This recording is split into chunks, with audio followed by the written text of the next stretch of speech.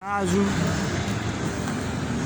foi recentemente inaugurado antes da tragédia do afundamento de solo aqui na nossa cidade. Mas tá aí, como não aconteceu nada, alguém está restaurando. Não sei se é essa empresa que causou essa tragédia ou se é a prefeitura, mas está sendo restaurado. Para esse povo que mora aqui na redondeza, que também foi atingido alguns deles. Mas pelo menos eles estão restaurando o ginásio.